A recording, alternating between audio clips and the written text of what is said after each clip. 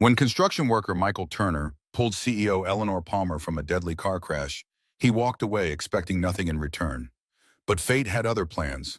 As their worlds collide, his life as a struggling, single father, her empire under threat from a vengeful ex-husband, they discover that true value isn't measured in dollars. When sabotage threatens lives and a child's innocent wisdom bridges their divided worlds, both must decide what truly matters. A story of redemption, unexpected connection, and the courage to rebuild shattered foundations. Sometimes the strongest structures are built from broken pieces. Comment below if you've ever found unexpected value in life's detours, and stay tuned for this emotional journey that proves some rescues work in both directions. Metal shrieked as the steel beam crashed onto Eleanor Palmer's car, trapping the CEO inside the twisted wreckage. Through the shattered glass, rough hands reached in, pulling her to safety with surprising gentleness.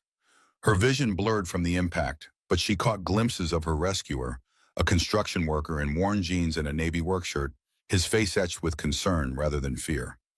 As sirens wailed in the distance, he simply disappeared into the gathering crowd, leaving only his weathered jacket draped over her trembling shoulders. The paramedics arrived minutes later, finding Eleanor sitting on the curb beside her crushed vehicle, clutching the stranger's jacket around her like armor. "Ma'am, are you hurt?" one asked, kneeling before her. Eleanor Palmer, CEO of Palmer Holdings and Development, the woman whose name adorned half the buildings in downtown Pittsburgh, could only shake her head. Words failed her, not because of shock, though certainly there was plenty, but because she couldn't comprehend why someone would save her life, then walk away expecting nothing in return. It was a question that would haunt her in the weeks to come. At 5:30 in the morning, Michael Turner's alarm cut through the darkness of his small apartment. He silenced it quickly, careful not to wake 6-year-old Lily, sleeping in the room next door. Their morning routine moved like clockwork. He'd shower, prepare Lily's lunch, and gently wake her with a soft pat on her shoulder. "Time to rise and shine sunshine," he whispered, as he did every morning. Lily's room was small, but filled with drawings and craft projects they'd made together. College funds weren't an option, but creativity he could give her in abundance. By 6:15, they sat at their tiny kitchen table. Michael drank his coffee black, while Lily arranged her cereal in patterns before eating it row by row, one of her quirks that had emerged after her mother left 3 years ago. Michael studied his daughter as she ate, her dark hair falling across her forehead in a way that reminded him of Catherine. The thought brought a familiar ache. Catherine had walked out, claiming she wasn't cut out for motherhood, leaving Michael to navigate parenthood alone. At 35, his hands were calloused from years of hard labor, his dark brown hair perpetually in need of a cut, and the lines around his eyes had deepened since becoming Lily's sole caretaker. Michael dropped Lily at Mrs. Gloria Jenkins' apartment downstairs. The elderly woman had become their lifeline after Catherine left. "You look tired, Michael." Mrs. Jenkins noted, her eyes kind, but concerned behind thick glasses that magnified her gaze. At 72, Gloria Jenkins carried herself with the dignified posture of someone who had weathered life's storms with grace. The widow of a construction worker herself, she seemed to recognize the weight Michael carried. "Working extra shifts again?" He nodded, trying to save up for Lily's doctor visit next month. Her ear infection is back. What he didn't mention was the incident yesterday at the Grand Tower construction site. He'd been helping set foundation supports when he heard the crash, saw the beam fall. His body had moved before his mind could process what was happening. It wasn't the first time a Turner had acted without thinking. In 1985, his father, Robert Turner, a master carpenter, had pulled 2 people from a burning building on his way home from work. Like Michael, he had disappeared afterward, refusing recognition. "Turners don't help for applause," his father had told him. "We help because it's right." Gloria's knowing eyes suggested she suspected something. "I saw on the news some big-shot CEO got saved at that construction site of yours. Dangerous place, seems like." Michael shrugged noncommittally. "I was working on the west side, didn't see much." Gloria wasn't fooled, but she didn't press. Instead, she squeezed his arm gently. "Your father would be proud of the man you've become, Michael. Whatever you did or didn't do yesterday." The mention of his father lingered in Michael's mind as he made his way to the Grand Tower site. Robert Turner had been gone for 15 years now, but his principles remained Michael's North Star, especially after Michael's time in the Navy Construction Battalion, the Seabees, where he'd served before pursuing his dream of architecture school. The discipline and technical skills had served him well, even if the dream itself had been deferred. Eleanor Palmer sat rigidly in her office chair, her tailored suit hiding the bruises from yesterday's accident. At 42, she had built Palmer Holdings from a small consulting firm into a real estate development powerhouse. The view from her 30th floor office showcased three Palmer buildings cutting through the Pittsburgh skyline, with the newest Grand Tower still under construction. The tower represented not just wealth, but her vision of creating spaces where commerce and culture could coexist. Ms. Palmer, the board is concerned about your insistence on returning to work so soon after the accident, her assistant Robert Collins said as he placed a stack of contracts on her desk. At 58, Robert had been with the company almost from the beginning, one of the few who had stood by her through the bitter divorce and corporate battle with Richard. The board can direct their concerns to the quarterly profit margins I've delivered, she replied. What's the status on identifying the construction worker who assisted yesterday? Robert shifted uncomfortably. Security footage was limited due to the construction barriers. HR is reviewing employee records from the site, but without a clear description. Eleanor finally looked up, her green eyes sharp. I need a name, Robert. That man saved my life. Palmer Holdings rewards excellence, and in what he did was beyond excellent. What she didn't say was how the incident had shaken her. For 8 years since divorcing Richard, she had built walls around herself, literal skyscrapers and figurative barriers that kept everyone at a professional distance. Yesterday, a stranger had broken through both with nothing but his bare hands in immediate concern for another human being. She also didn't mention the missing bracelet, a delicate gold chain with a small emerald that had belonged to her grandmother. It was the only thing she had left from a childhood where material possessions were scarce, but love abundant. Her father, a mechanic who had worked 6 days a week to put her through college, had given it to her when she graduated from the University of Pennsylvania. To remember where you came from, he'd said. The bracelet had been on her wrist during the accident. Now it was gone, another loss among many. I want interviews with every worker from that site, she instructed. Discreetly frame it as a general safety review. After Robert left, Eleanor turned to the window, her reflection ghost-like against the cityscape beyond. The woman staring back at her looked polished, successful, untouchable. But yesterday had proven just how fragile the human body could be, how quickly control could be wrenched away. She wondered what her father would think of her now. James Palmer had been a man who judged people by their character, not their bank accounts. He'd spent 40 years at the same auto shop, taking pride in honest work done well. Eleanor had inherited his work ethic, but somewhere along the way had perhaps lost sight of his values. The thought was uncomfortable. Eleanor Palmer didn't do uncomfortable. She solved problems, created solutions, moved forward. Sentimentality was a luxury she had abandoned long ago, along with a small apartment above her father's garage, where she'd spent hours sketching building designs on the back of old receipts. Turning from the window, she picked up the phone. Robert added a cash reward to the search, $20,000 for information leading to identification. If she couldn't appeal to humanity, perhaps capitalism would deliver better results. The foreman, Mike Russo, caught Michael as he checked in at the site. Turner, you're on the 10th floor today, and try to keep your head out of the clouds. We need those supports finished by noon. Michael nodded, slipping on his hard hat. He'd learned long ago that defending himself used energy he couldn't spare. What no one at the site understood is that Michael had once been on track for much more. 12 years ago, he'd been halfway through architecture school at Cornell, designing buildings rather than just building them. Then came Catherine's pregnancy, their hasty marriage, and his decision to drop out and support his new family. The architecture dreams had folded neatly away, replaced by blueprints for survival. As he worked through the morning, Michael's mind drifted to the woman in the car. He hadn't recognized her as the famous Eleanor Palmer until he saw her face on a newspaper someone had left in the break room. He'd simply seen a human being in danger and acted. The thought of claiming credit or asking for a reward had never crossed his mind. But now, hearing rumors of a substantial reward, Michael felt a momentary temptation.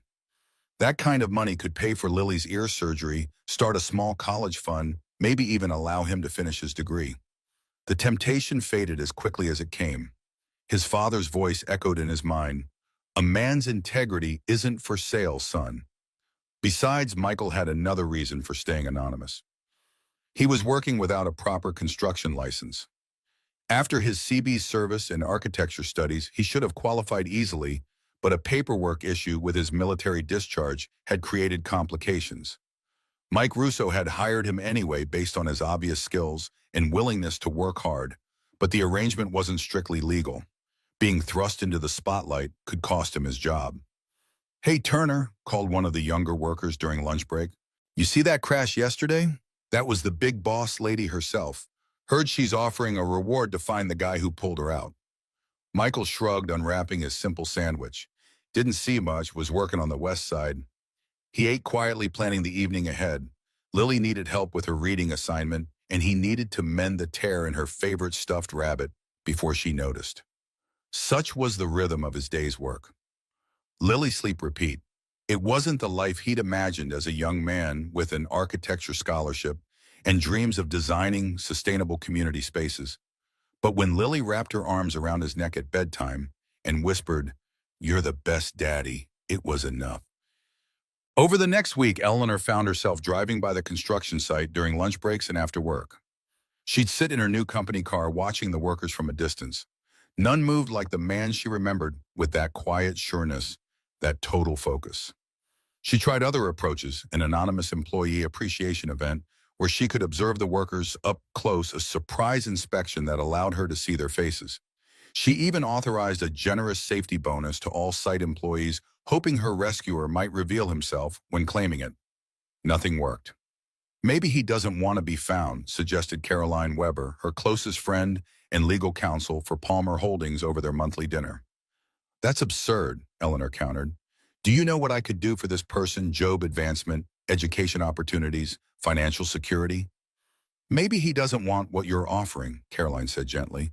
"Not everyone measures life by the same metrics, Elle." The comment stung because it exposed something Eleanor rarely admitted: her tendency to believe every problem could be solved with the right resource allocation. It was how she'd built her company, her reputation, and her life after Richard had left her for his 24-year-old assistant, claiming Eleanor was too focused on success to remember how to love. "This isn't about metrics," Eleanor insisted, though the words sounded hollow even to her own ears. "It's about gratitude, about fairness." Carolyn's skeptical expression said everything. Later that night, Eleanor stood on her penthouse balcony, the lights of Pittsburgh spread before her like a constellation. She'd grown up in one of the city's working-class neighborhoods, where her father had repaired cars for people who counted every dollar. Now she lived in the sky, surrounded by luxury, but disconnected from the ground. The realization was unsettling. Eleanor Palmer didn't do unsettled. She did solutions. Saturday morning found Michael at Riverside Park sitting on a bench while Lily conquered the jungle gym. These weekend outings were sacred to him. No work, no distractions, just time with his daughter. "Daddy, watch this," Lily called, hanging upside down from a bar, her dark braids dangling. "I see you, monkey," he called back, giving her a thumbs up. "Be careful." He was so focused on Lily that he didn't notice the woman approaching until she spoke. "She's fearless." Michael turned to find Eleanor Palmer standing beside his bench, dressed in casual closed jeans and a simple blouse so unlike her office attire that he almost didn't recognize her. "Ms. Palmer," he said, straightening, "what are you doing here?" She gestured vaguely toward the walking path. "I live about a mile from here. Sometimes I walk through on weekends." Michael nodded but said nothing more, turning his attention back to Lily, who was now attempting to cross the monkey bars. Eleanor hesitated, then sat on the far end of the bench. "It's a beautiful park," she offered. "I don't come often enough." Michael glanced at her but remained silent. His mind raced. Did she recognize him from the accident? Was this a coincidence, or had she somehow tracked him down? "The thing is," she continued, "in my world, everyone always wants something. Every interaction has an agenda." She watched Lily swing from bar to bar. "It gets exhausting." "Sounds like you need better company," Michael commented, not unkindly. Before Eleanor could respond, Lily ran up slightly out of breath. "Daddy, there's an ice cream truck. Can I have one, please?" Michael checked his watch. "Before lunch?" "Please." Lily extended the word to at least 4 syllables, clasping her hands dramatically. Michael laughed, a warm sound that surprised Eleanor with its openness. "Okay, sunshine, just a small one." As he reached for his wallet, Lily noticed Eleanor. Unlike many children, she showed no shyness. "Are you Daddy's friend? I'm Lily. I'm 6. "Hello, Lily, I'm Eleanor," she replied. "Yes, I work with your father." Lily's eyes widened. "Do you build big buildings too?" Something like that, Eleanor said with a small smile. Michael handed Lily a few dollars. The truck's by the fountain. Get me a strawberry popsicle if they have one. Okay. As Lily skipped away, an awkward silence fell between the adults. Michael broke it first. I don't actually work with you. Not directly, anyway. I know, Eleanor said. You work at the Grand Tower site. Something in her tone made Michael tense. Did you need something from me, Miss Palmer? Eleanor, please. She watched Lily carefully selecting her ice cream. She's wonderful. She's everything, Michael said simply. Lily returned balancing 3 frozen treats. I got you a strawberry one, Daddy. And I got a vanilla cone for your friend, because everyone likes vanilla, right? Before either adult could react, Lily had thrust the cone toward Eleanor, her expression expectant. That's very thoughtful, Lily, Eleanor said carefully, accepting the rapidly melting ice cream. Thank you. They sat eating their frozen treats, Lily chattering about school, her best friend Zoe, and how she was going to build a rocket ship out of cardboard boxes. Eleanor found herself smiling genuinely, caught up in the child's enthusiasm. What do you do? Lily eventually asked Eleanor, vanilla ice cream smudged on her cheek. I run a company that builds buildings, Eleanor explained, simplifying her role. Lily's eyes widened. Like the really tall ones downtown, Daddy helped build those. He's the best builder ever. He fixed Mrs. Jenkins's sink and built me a bookshelf for my birthday. Michael looked slightly embarrassed. Lily, it's true, Lily insisted. Daddy can fix anything, except maybe Mommy. But he says some things stay broken, and that's okay. An uncomfortable silence fell. Michael gently wiped Lily's cheek with a napkin. Sunshine, why don't you try the swings for a bit? Not too high. Once Lily was out of earshot, Michael sighed. Sorry about that. Kids have no filter. No, it's refreshing, Eleanor said truthfully. In my world, everyone has an agenda. Carefully filtered words. She watched Lily pumping her legs on the swing. She's lucky to have you. I'm the lucky one, Michael replied, his eyes following his daughter. As they prepared to leave the park, Lily turned to Eleanor. Will you come next Saturday? We're bringing a kite if it's windy. Eleanor hesitated, looking at Michael. He gave a small nod. I'd like that, Lily, she said. As she walked back to her apartment, Eleanor realized something startling. The persistent knot of tension she carried between her shoulders had loosened just a fraction. For 2 hours, she had thought about nothing except ice cream, sunshine, and the simple joy of a child who saw the world as fundamentally good. 3 weeks after the accident, Eleanor's security team finally made the connection. An employee badge access record showed one worker, Michael Turner, missing from his station for exactly 22 minutes during the time of the accident. Single father, 6 years on site, no disciplinary issues, Robert reported, placing the file on Eleanor's desk. Lives in the Riverside apartments with his daughter. Eleanor opened the file to find a standard employee photo. Michael Turner looked directly at the camera, no smile, no frown, just clear eyes and a face that had weathered more than its share of challenges, a face she now recognized from the park. Eleanor felt a strange mixture of triumph and unease. She had found her rescuer, but their park encounters took on a new dimension. Had he known who she was all along? Was he avoiding the reward for some reason? Most puzzling of all, why did the thought of revealing what she knew fill her with such trepidation? Michael was clearing dinner dishes when a knock came at the apartment door. Lily, already in pajamas, looked up from her coloring book. Is that Mrs. Jenkins? Probably, Michael said, though Gloria rarely visited after 7. Keep coloring, Sunshine, I'll check. Opening the door revealed not Mrs. Jenkins but Eleanor Palmer, wearing a simple dress that somehow looked more expensive than his entire apartment's contents. Ms. Palmer, he said, surprise evident in his voice. This is unexpected. I'm sorry to intrude, she said. May I come in for a moment? Michael hesitated, then stepped aside. Eleanor entered, taking in the small but tidy apartment. Books lined the walls, many on architecture and design, while Lily's artwork decorated every available surface. It was modest, but unmistakably a home. Lily, we have a visitor, Michael called. You remember Miss Palmer from the park? Lily bounded over, her face lighting up. Eleanor, did you come to see my rocket ship? I finished it. I'd love to see it, Eleanor said with genuine warmth. While Lily retrieved her cardboard creation, Michael turned to Eleanor. What brings you here? "I've been looking for you," she said simply, "or rather for the man who pulled me from my car 3 weeks ago." Michael's expression remained neutral, but a muscle tightened in his jaw. "You found him, I take it." "I believe I have." Their eyes met in silent acknowledgement. "Why didn't you come forward?" Before Michael could answer, Lily returned with her rocket, an impressive construction of cardboard tinfoil and liberal amounts of glitter. "This is mission control," Lily explained, pointing to a panel of buttons drawn with meticulous care. "And this is where the astronauts sleep." "It's extraordinary," Eleanor said, kneeling to examine the details. "You've thought of everything." "Daddy helped with the cutting," Lily admitted, "but I did all the designing." "She has an architect's eye," Eleanor observed.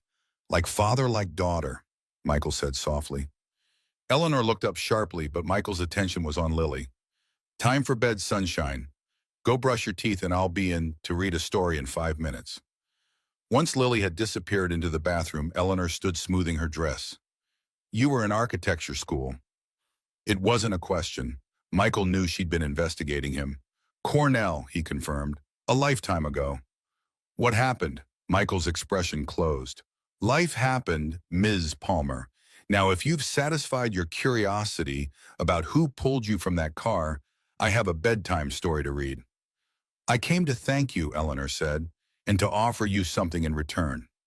"I don't want a reward." "Not money," Eleanor clarified. "A real one using your skills and experience. Palmer Holdings needs people who can both design and understand construction." Michael's laugh held no humor. "So now you're saving me, the rich CEO rescuing the poor construction worker?" The words landed like slaps.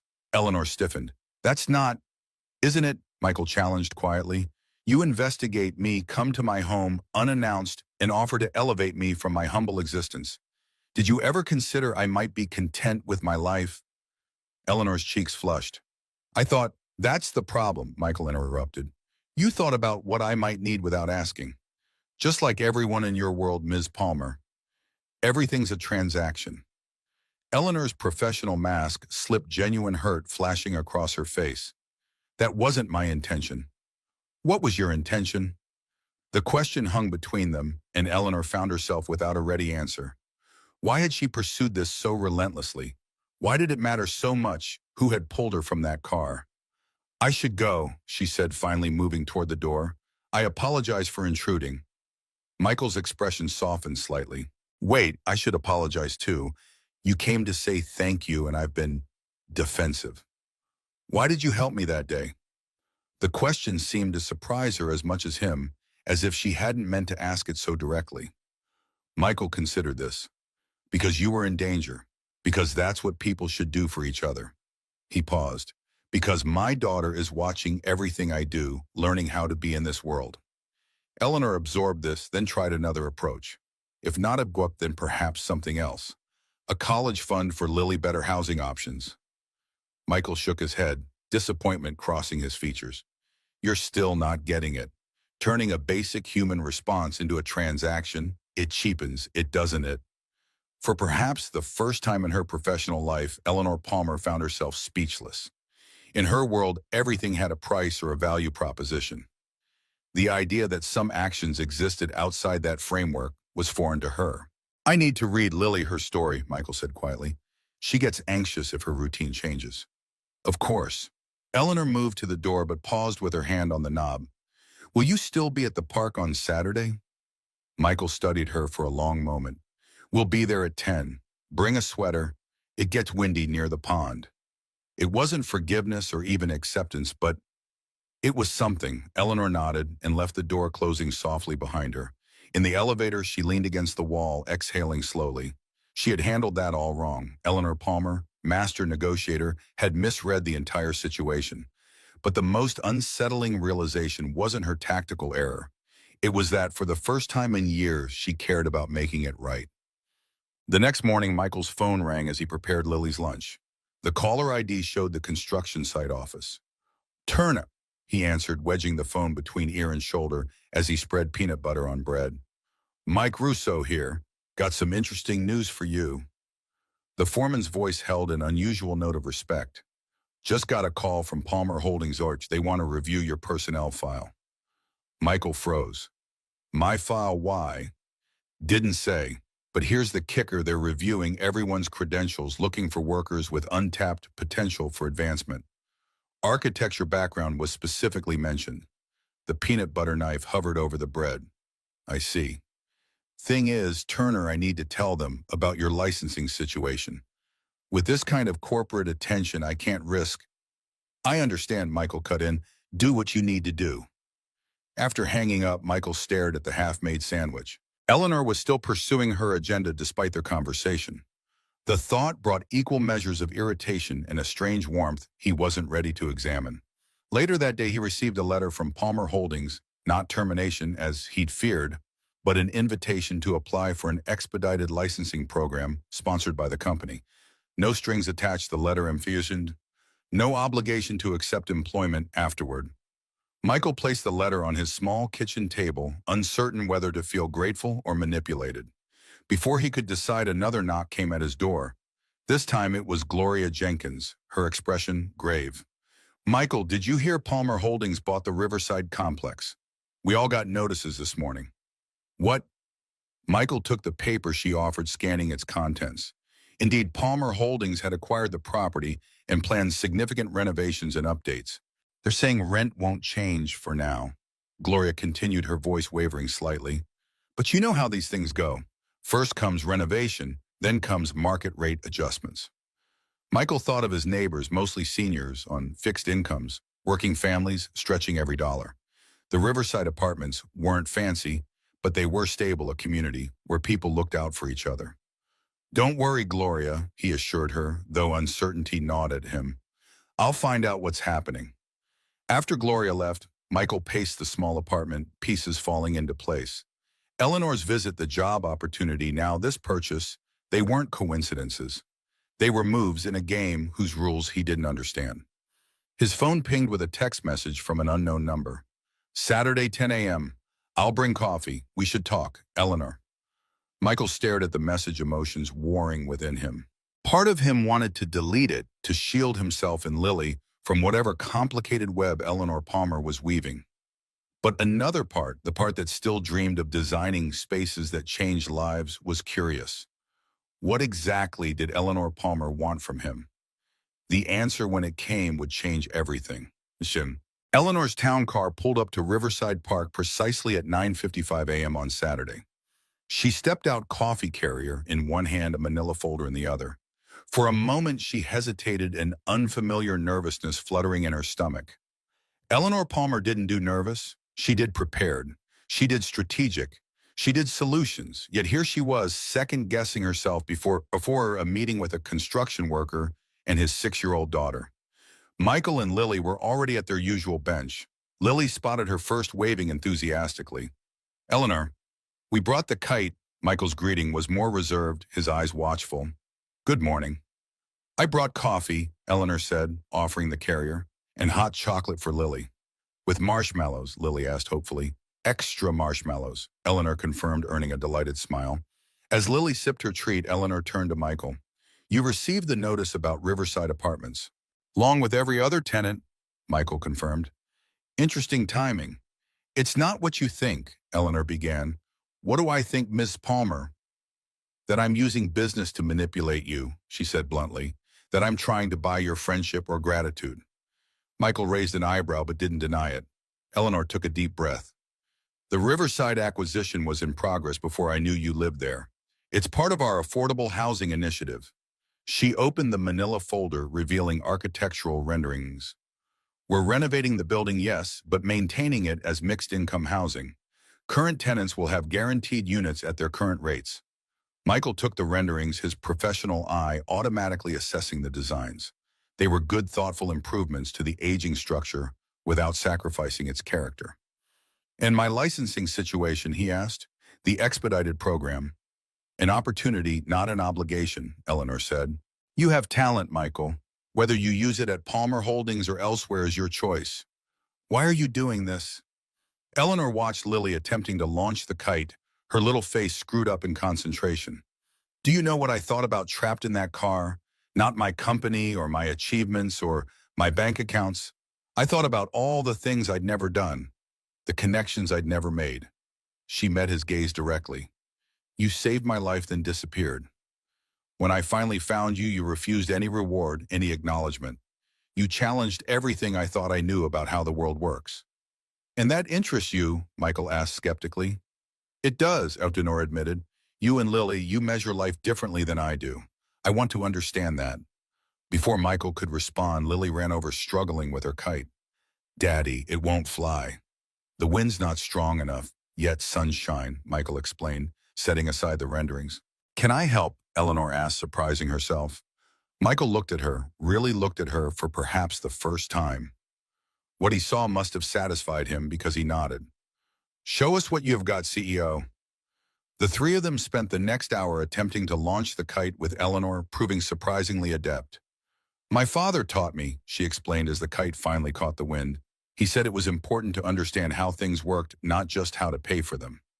Watching Eleanor run across the grass, helping Lily guide the kite higher, Michael felt something shift inside him. The woman before him bore little resemblance to the corporate executive who had appeared at his door. Here was someone genuine, someone trying however imperfectly to connect. Later, as they sat on the bench watching the kite dance against the blue sky, Lily between them, Michael made a decision. I'll consider the licensing program, he said quietly. No promises beyond that. Eleanor nodded, understanding the significance of this small concession. That's fair. As Lily chattered about the kite's acrobatics, Eleanor's phone buzzed. She glanced at it, her expression darkening. Problem? Michael asked.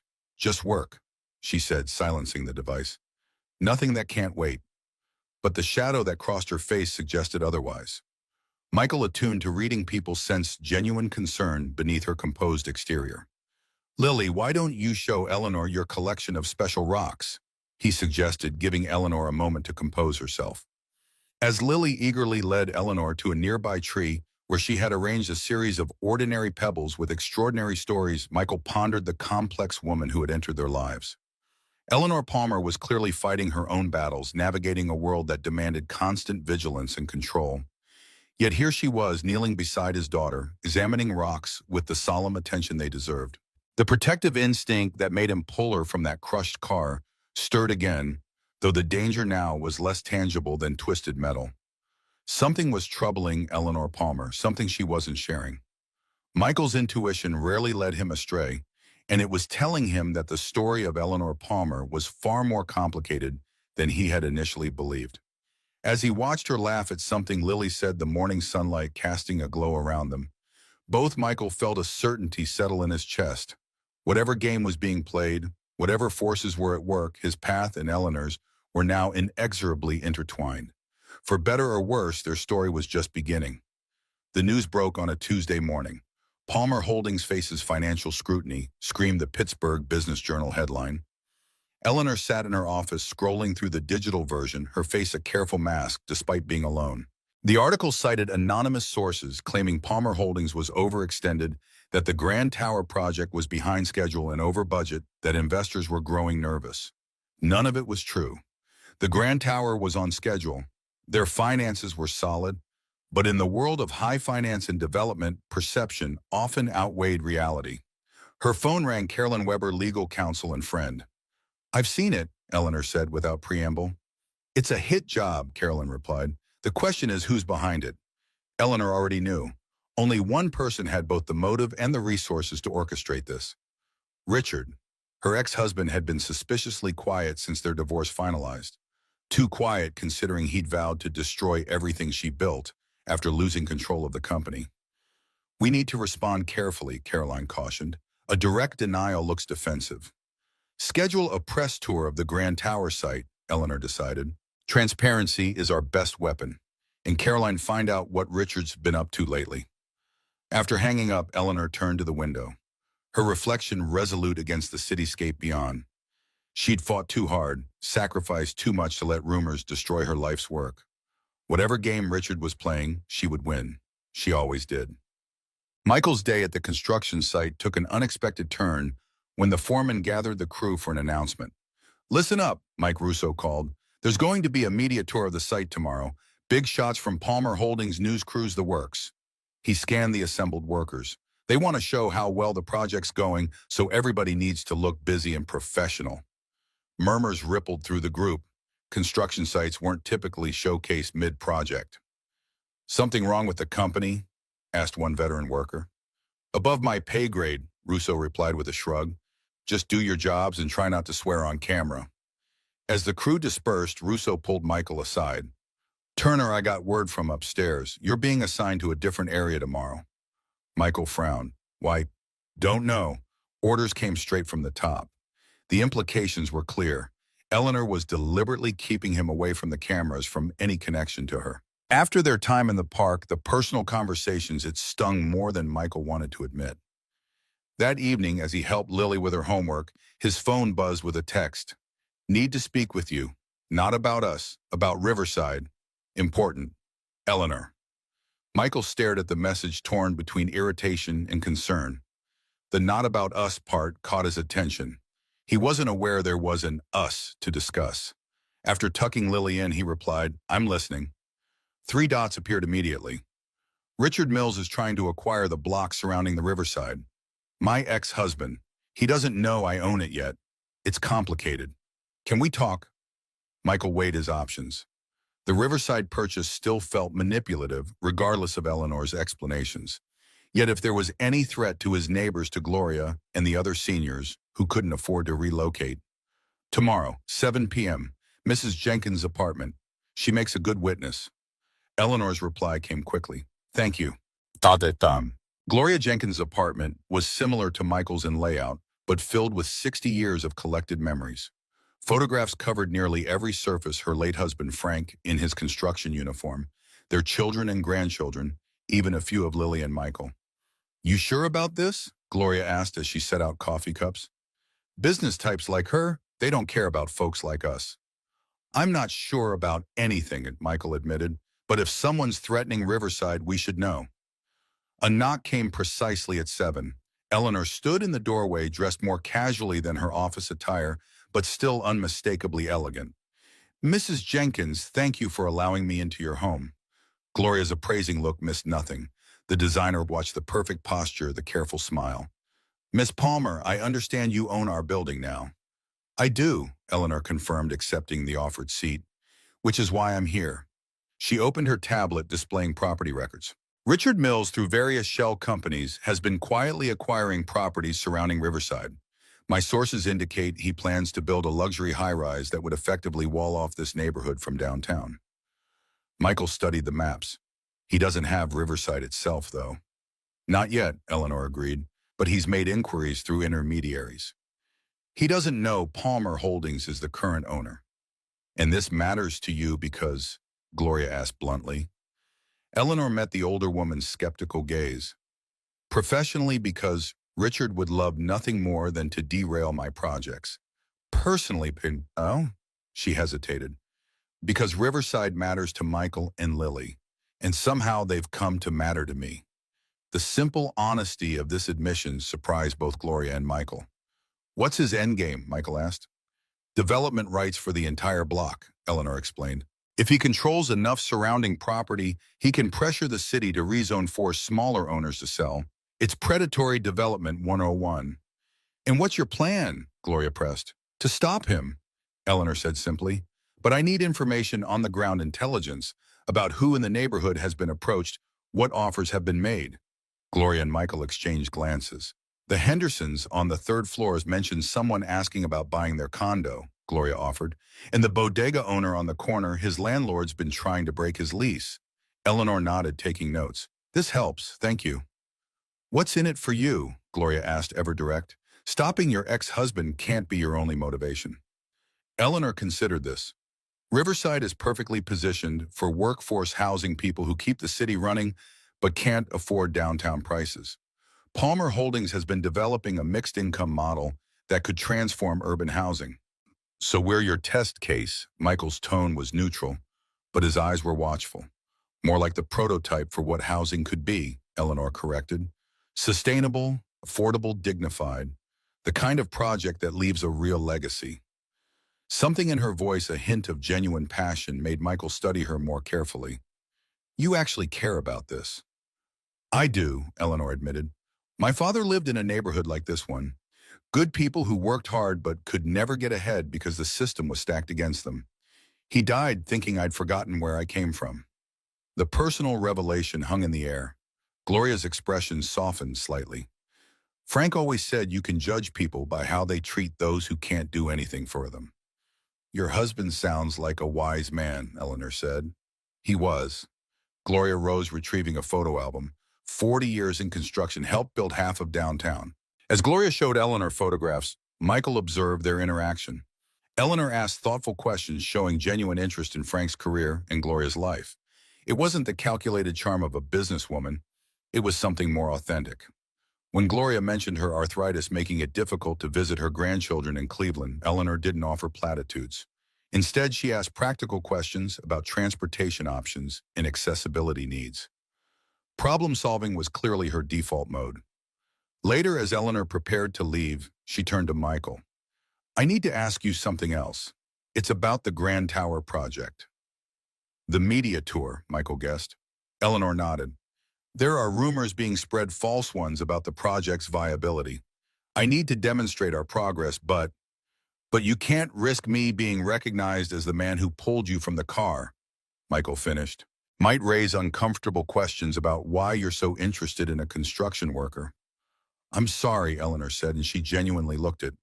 It's not that I'm embarrassed, it's just complicated, Michael supplied. I understand business optics, Eleanor. You don't need to explain. Relief flashed across her face. Thank you. After she left, Gloria fixed Michael with a knowing look. That woman's fighting battles you don't even see, Michael. What do you mean? I mean she didn't get where she is by playing nice with the boys' club. And that ex-husband of hers sounds like a real piece of work. Gloria patted his arm. Just be careful. Rich folks' problems have a way of becoming everybody's problems. Noam. The media tour went smoothly. Eleanor led reporters through the Grand Tower site, confidently addressing questions about timelines and finances. Stock prices stabilized. The rumors for now were contained. What the cameras didn't capture was Eleanor's exhaustion afterward. Back in her office, she slumped in her chair, the professional mask slipping. You handled that perfectly, Robert said, bringing her a cup of tea. The board is pleased. Richard won't stop here, Eleanor warned. This was just the opening move. Robert nodded gravely. Caroline found something. Westland Development, the company approaching Riverside property owners. Richard's the majority investor through a series of offshore accounts. Eleanor wasn't surprised. He's trying to box me in, block the Grand Tower project while simultaneously undermining our Riverside plans. It's personal for him, Robert observed. After all these years. It was always personal, Eleanor said quietly. I was just too focused on the business to see it. She thought of Michael and their conversations about measuring life differently. Perhaps she had miscalculated in more ways than one. There's something else, Robert added hesitantly. The man who rescued you, Michael Turner. HR completed their background check for the licensing program. And his architecture portfolio is exceptional. Cornell professors still reference his work, but there's an issue with his military discharge, a paperwork error that's prevented him from getting proper licensing. Eleanor frowned. What kind of error? Administrative, nothing dishonorable, but it's created a bureaucratic nightmare that's followed him for years. Another piece of the Michael Turner puzzle clicked into place. His reluctance to come forward after the accident, his wariness about her interest, it made more sense now. Fix it, Eleanor instructed, quietly, respectfully. Don't make him feel like a charity case. Robert nodded. Already in progress. After he left, Eleanor turned to the window, watching darkness fall over the city. She thought about Michael, his principles, his dedication to Lily, his quiet dignity, despite circumstances that would embitter many. She thought about Gloria Jenkins and her lifetime of memories, vulnerable to displacement by market forces beyond her control. And she thought about her father, who had taught her that success without principles was just organized greed. For the first time in years, Eleanor wondered if she'd been measuring the wrong metrics all along. Saturday at the park brought clear skies and a cool breeze. Michael arrived with Lily to find Eleanor already at their bench, a bakery box beside her. We brought muffins, she said by way of greeting. The bakery near my office makes them fresh. Eleanor, Lily exclaimed, we went to the museum yesterday and saw dinosaur bones. Real ones, Eleanor asked, matching the child's enthusiasm. As Lily launched into a detailed description of each prehistoric creature, Michael studied Eleanor. She looked tired, faint shadows visible beneath her expertly applied makeup. Yet her attention to Lily was genuine, her questions thoughtful. When Lily ran off to the playground, Eleanor turned to Michael. "Thank you for the information about Riverside. It's been helpful." "How are you holding up?" he asked, surprising them both with the personal question. Eleanor blinked. "I'm fine." "No, you're not," Michael said quietly. "But you're good at making people think you are." For a moment, Eleanor's careful composure wavered. "It's been a challenging week." "Richard," she nodded. "He's always been ruthless in business. But this feels different. More vindictive." "What happened between you two?" Michael asked. "If you don't mind my asking." Eleanor was silent for so long he thought she wouldn't answer. "We started Palmer Holdings together," she finally said. "I had the vision, he had family connections. For years it worked. I designed and developed projects. He handled the financing and networking." She watched Lily on the swings, her expression distant. "Then I discovered he was cutting corners on materials, bribing inspectors, putting profits above safety. We fought about it privately at first, then openly. The board had to choose sides." "They chose you," Michael guessed. "They chose the better business model," Eleanor corrected. "Richard's methods brought short-term gains but long-term liabilities. I proved that ethical development was more profitable over time." She smiled without humor. "He never forgave me for that being right and taking his company. The divorce was just collateral damage." Michael absorbed this. "And now he's back targeting your projects." "And the people connected to them," Eleanor confirmed, "which now includes Riverside, includes you and Lily." The protective concern in her voice was unmistakable. Michael felt something shift between them, a new understanding taking shape. "We can take care of ourselves," he assured her. "We always have." "I know you can," Eleanor said, "but maybe you shouldn't have to, not alone." Before Michael could respond, Lily called from the playground. "Daddy, Eleanor, watch me go down the big slide." They both turned to wave, momentarily united in their focus on the child. It was, Michael realized, the most natural they'd felt together, this shared attention to someone who needed them both. "I have your licensing paperwork," Eleanor said quietly. "The military discharge issue has been resolved. You can apply for full credentials whenever you're ready." Michael stiffened. "I didn't ask you to do that." "You didn't have to," Eleanor replied. "It was a bureaucratic error that should have been fixed years ago. All it took was the right contacts at the Veterans Administration. And Palmer Holdings just happens to have those contacts." "I have those contacts," Eleanor corrected. "My father served. I support veterans organizations." Michael wanted to be angry, to accuse her of overstepping, of trying to buy his gratitude. But the simple logic of her actions defied easy dismissal. She had seen a problem she could fix and fixed it without fanfare or expectation. "Thank you," he said finally. "That's been hanging over me for a long time." Eleanor nodded, accepting his gratitude without elaboration. It was perhaps the first completely uncomplicated exchange they'd shared. The moment was interrupted by Michael's phone. The screen showed Gloria's name. "Excuse me," he said, answering. "Gloria, what's wrong?" Eleanor watched his expression darken as he listened. "I'll be right there," he said, finally ending the call. "What's happened?" she asked. "Someone broke into Gloria's apartment while she was out," Michael explained, already rising. "Nothing valuable was taken, but her place was searched. She's pretty shaken up." "Let me come with you," Eleanor offered. Michael hesitated, then nodded. "Lily," he called, "we need to go see Mrs. Jenkins. Something's happened at her apartment." Gloria Jenkins sat rigidly on her sofa, her hands clasped tightly in her lap. Two uniformed police officers stood nearby, looking simultaneously sympathetic and bored, clearly categorizing this as a minor break-in in a neighborhood where such things happened.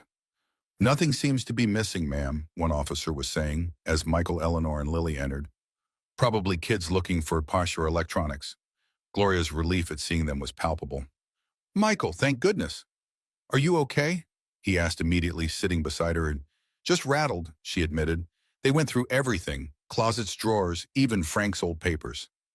Eleanor approached the officers, her posture subtly shifting into what Michael had mentally labeled her CEO stance, back straight, chin slightly raised, eyes direct. "Has forensics been called?" she asked. The officer blinked clearly, reassessing the situation based on Eleanor's appearance and tone. Ma'am, for a simple break-in with no major theft. This wasn't a simple break-in, Eleanor interrupted smoothly. Mrs. Jenkins is a resident in a building owned by Palmer Holdings. We have reason to believe this may be connected to a larger pattern of harassment related to real estate interests in this neighborhood. She produced a business card. I'd like forensics called immediately, and I'll need a copy of the full report. Palmer Holdings will cover any additional departmental costs. The officer's demeanor changed instantly. One stepped away to make a call while the other began a more thorough examination of the entry points. Michael shot Eleanor an impressed look. She shrugged, slightly a silent, "This is what I do" gesture. Lily, meanwhile, had appointed herself Gloria's personal comforter, showing her a small stuffed cat she'd brought along. "Mr. Whiskers makes me feel better when I'm scared," she explained solemnly. Gloria managed a smile. "Thank you, sweetheart. You. That helps." As forensics arrived and began their work, Eleanor drew Michael aside. "This wasn't random," she said quietly. "They were looking for something specific." "Property documents," Michael guessed. "Lease agreements." "Possibly." Eleanor glanced at Gloria, who was now describing the break-in to a detective. "Or information about the other residents. Who might sell, who's vulnerable." Michael's jaw tightened. "Richard?" "It fits his pattern," Eleanor confirmed. "Information is leverage in real estate." The grim reality of the situation settled between them. This wasn't just business maneuvering anymore. It was affecting real people, vulnerable people. Gloria could have been hurt or worse. "What's our next move?" Michael asked, not even registering his use of "our." Eleanor noticed but didn't comment. "Security upgrades for the building immediately, and I think it's time I confronted Richard directly." "Is that wise?" "Probably not," she admitted. "But letting him operate in the shadows clearly isn't working." Later, after Gloria had been settled with a new security system, and Lily was asleep, Michael stood on his small balcony staring at the Pittsburgh skyline. The Grand Tower was visible in the distance, illuminated by construction lights. His phone buzzed with a text from Eleanor. "Security team will patrol Riverside tonight. Sleep well." The simple message carried more meaning than its few words suggested. Eleanor was protecting them, not just as a business asset, but as people she cared about. Michael's thoughts drifted to the licensing paperwork she'd arranged, to her genuine interest in Lily, to the way she'd taken command of the situation at Gloria's apartment. Eleanor Palmer was complicated, driven, and sometimes overstepping, but her intentions were becoming increasingly clear. She was fighting for something larger than herself, larger even than her company. And somehow, Michael and Lily had become part of that fight. The realization should have troubled him more than it did. "He's here," Robert announced, appearing in Eleanor's office doorway. Eleanor closed the folder she'd been reviewing, preliminary designs for the Riverside renovation. "Send him in." Richard Mills entered with the confident stride of a man accustomed to occupying space unapologetically. At 46, he remained handsome in a polished, artificial way. Perfect teeth, perfect suit tailored to minimize his softening midsection. "Eleanor," he greeted her, his smile not reaching his eyes. "Still working in this glass cage, I see." "Richard," she replied evenly, "I appreciate you agreeing to meet." "How could I refuse? Your message sounded so urgent." He settled into a chair without waiting for an invitation. "Though I'm puzzled why you'd want to discuss Westland development with me. I'm merely an investor."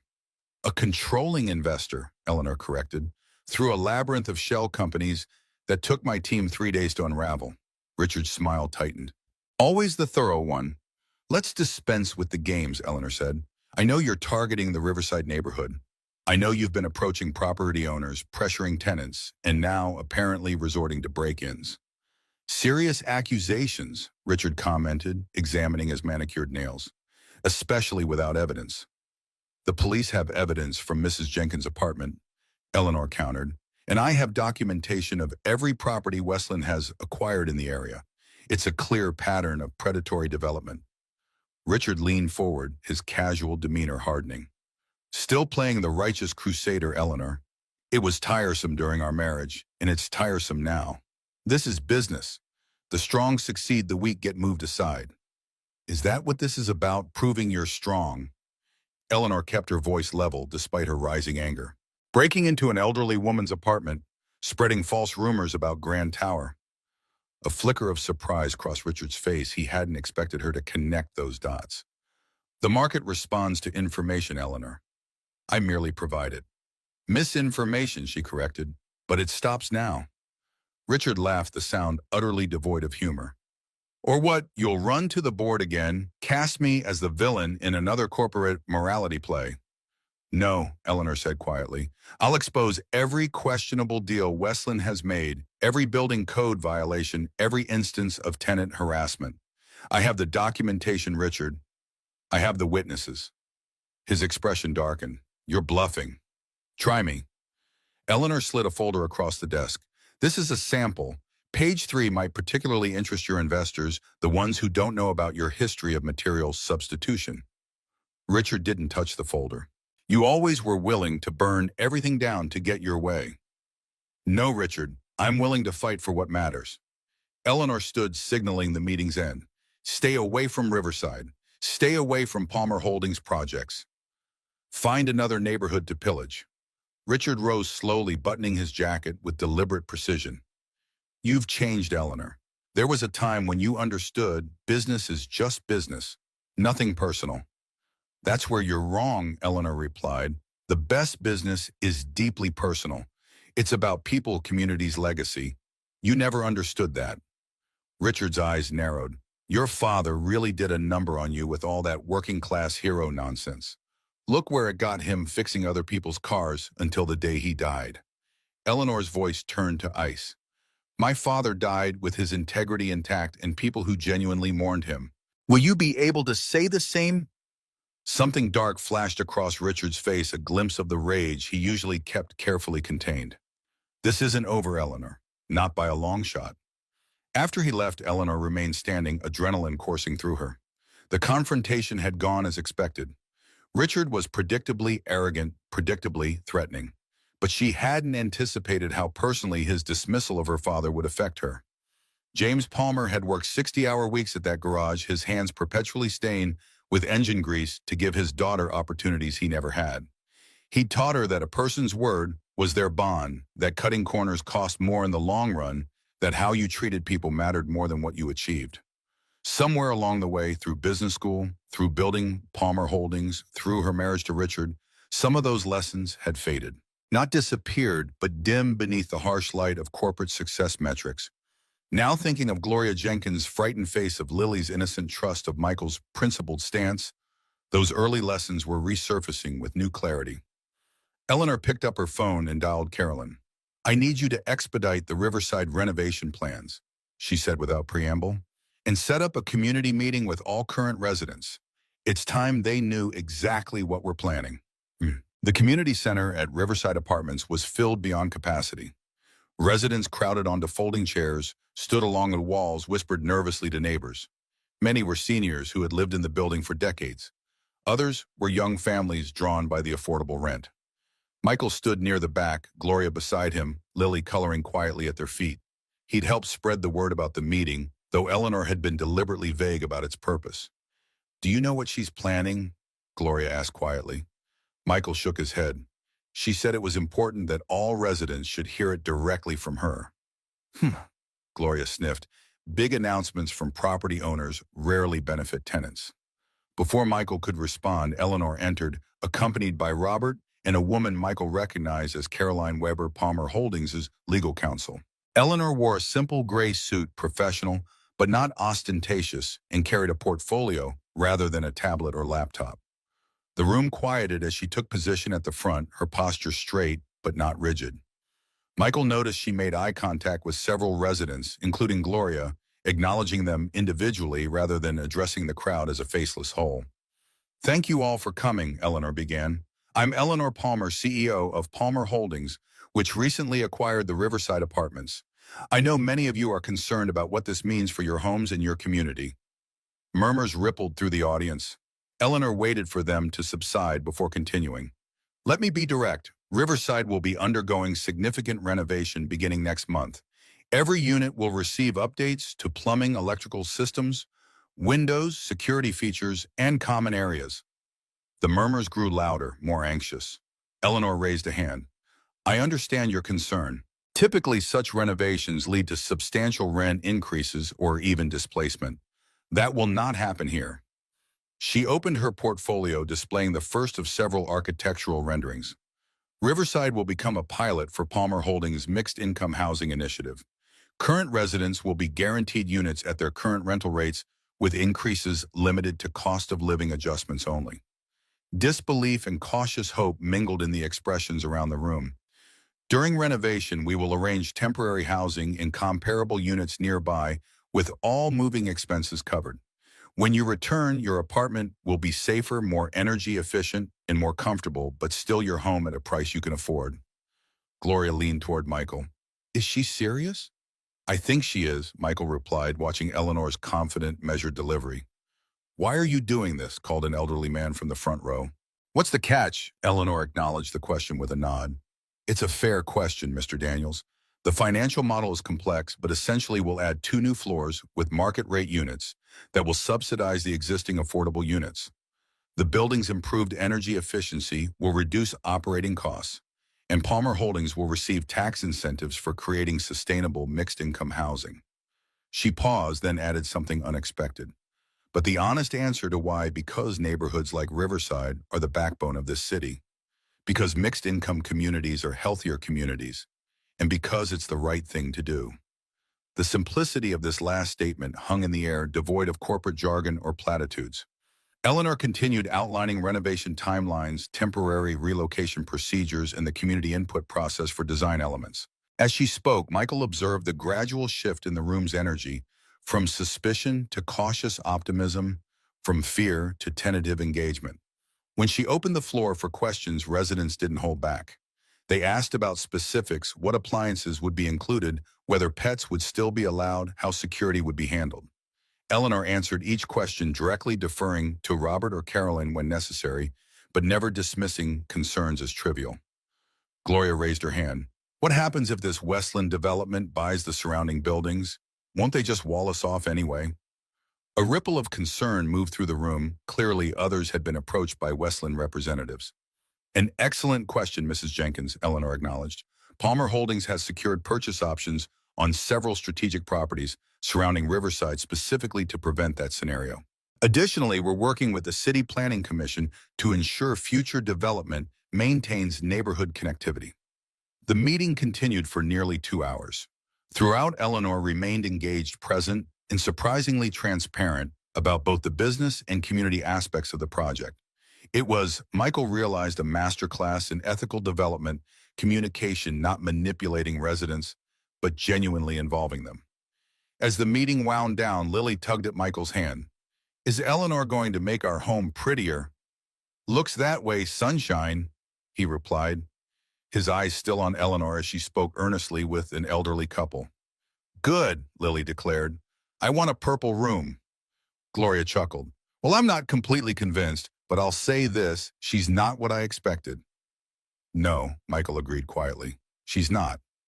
Later, as the crowd dispersed, Eleanor approached them. The controlled confidence of her presentation had softened, revealing the fatigue beneath. Well, she asked, a hint of vulnerability in her voice. What did you think impressive? Michael said honestly, though the real test will be following through. Eleanor nodded, accepting the implied challenge. We will. I've already appointed a resident advisory committee to monitor progress and ensure accountability.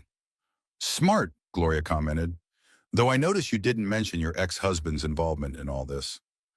No point adding fuel to that particular fire, Eleanor replied. Besides, this meeting wasn't about Richard or Westland. It was about Riverside's future. A community center staff member approached, informing them they needed to lock up. As they moved toward the exit, Eleanor fell into step beside Michael. There's something else, she said quietly, something I didn't mention in the meeting. Michael raised an eyebrow questioningly. I'd like you to consider joining the project team, Eleanor said. Not as a construction worker, but as a design consultant. Your architectural background combined with your practical experience would be invaluable. Michael stopped walking, studying her face for any sign of manipulation or charity. He found none, only professional respect and something warmer, more personal. You're serious, he realized. Completely, Eleanor confirmed. This is a business decision, Michael. You understand both the technical aspects and the human impact of housing design. That's a rare combination. Before he could respond, a commotion erupted outside the community center. Raised voices, then the distinctive sound of breaking glass. They rushed outside to find a small group of young men fleeing the scene. Behind them, Eleanor's town car sat with its windows shattered, bright red spray paint covering its sides. The message was crude but clear. Palmer in Parasite. Robert was already on the phone with security. Caroline was documenting the damage with her phone's camera. Eleanor stood perfectly still, her expression unreadable. Michael moved to her side. "Are you okay?" "I'm fine," she said automatically, though her slightly trembling hand suggested otherwise. Lily pressed against Michael's leg, eyes wide at the destruction. "Why did they hurt Eleanor's car?" Eleanor knelt to Lily's level, her voice gentle despite the circumstances. "Sometimes people are angry about things they don't understand. They think I'm going to change their neighborhood in ways they don't want." "But you're making it better," Lily said with a child's simple logic. "I hope so," Eleanor replied, "but change is scary, even good change." As police arrived and statements were taken, Michael observed Eleanor's composure, the way she maintained dignity without arrogance, the way she calmed the alarmed community center staff, the way she prioritized others' concerns above her own. This wasn't the calculating CEO who had appeared at his door weeks ago. This was someone more complex, more human, someone who had taken significant business and personal risks to protect a community she had no obligation to care about. When Eleanor's replacement car arrived, she turned to Michael and Gloria. "I should go. There will be statements to prepare, security assessments to review." "Always working," Michael commented, not unkindly. "It's what I do," Eleanor replied with a small smile. "Though lately I'm remembering there are other things too." Her gaze dropped to Lily, who had fallen asleep against Michael's shoulder, exhausted by the evening's events. Something softened in Eleanor's expression, a tenderness she rarely allowed herself to display. "Consider my offer," she said quietly. "The project needs your perspective. No strings attached." As her car pulled away, Gloria gave Michael a knowing look. "That woman's fighting for something bigger than a building, Michael. And I think she's fighting for you and Lily too, whether she admits it or not." Michael watched the taillights disappear around a corner, Gloria's words settling into his consciousness. The lines between professional and personal, between obligation and choice, between past and future were blurring in ways he hadn't anticipated. What had begun with a simple act of rescue was evolving into something far more complex, a reshaping of lives, priorities, and possibilities that neither he nor Eleanor could have foreseen. And despite every instinct for caution, every hard-learned lesson about self-reliance, Michael found himself drawn toward whatever lay ahead. The next morning, he texted Eleanor a single sentence, "I'll consult on the project. When do we start?"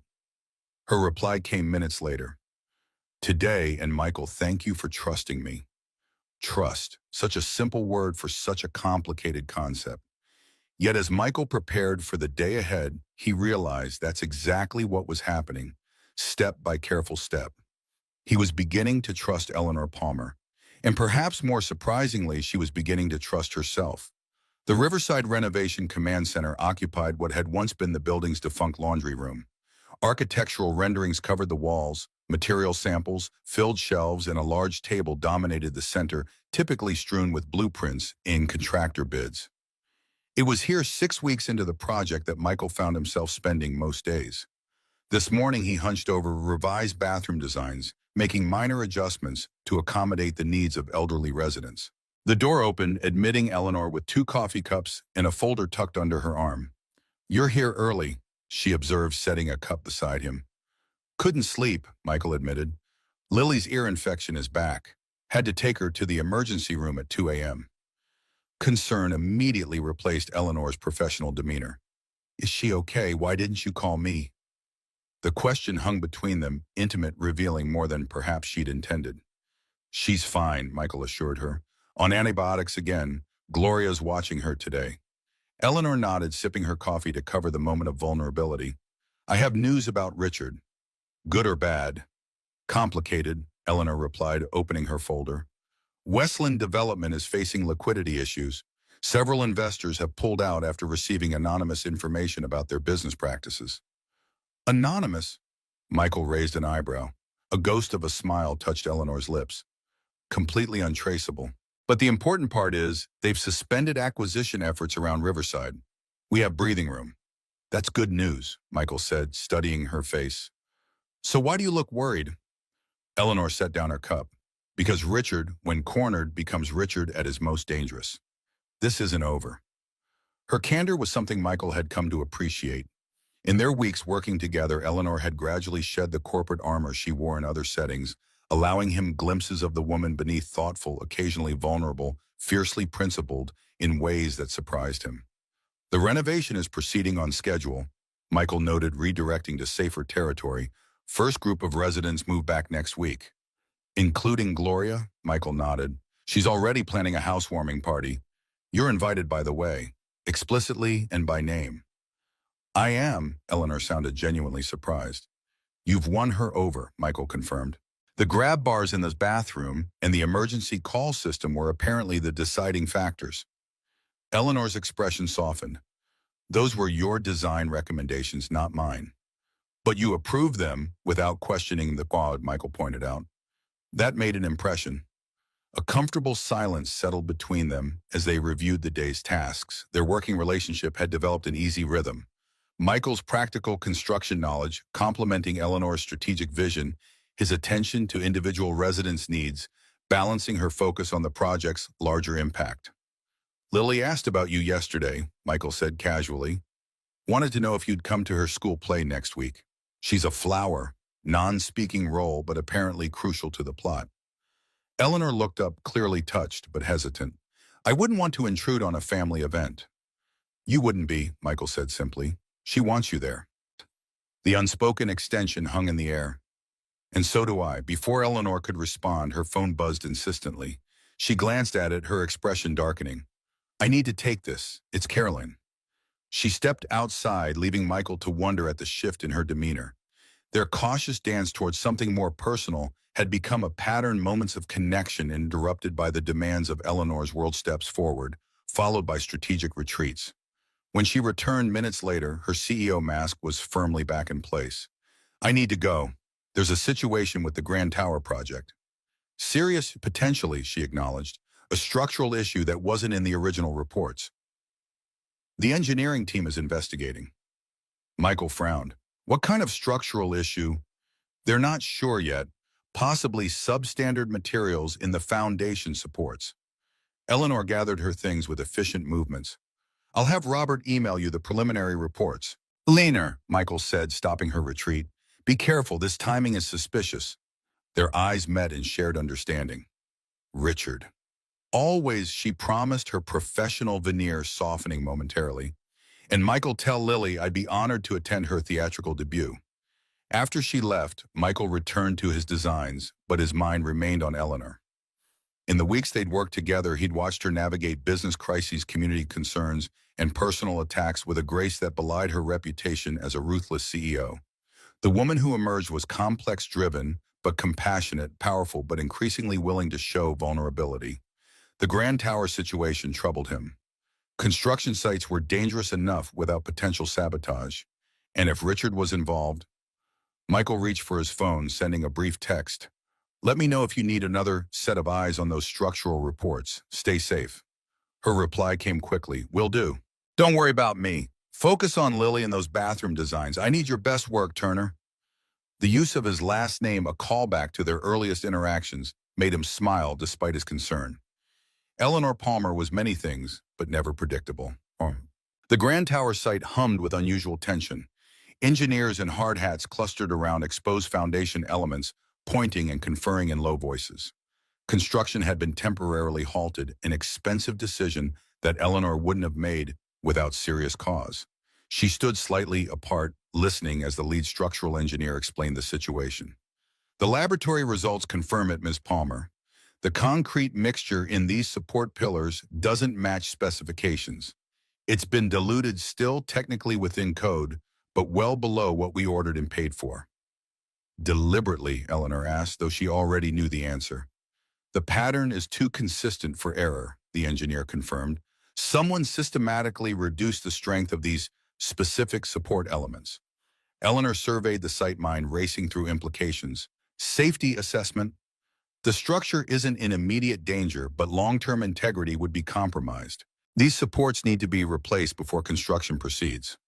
Cost and timeline impact.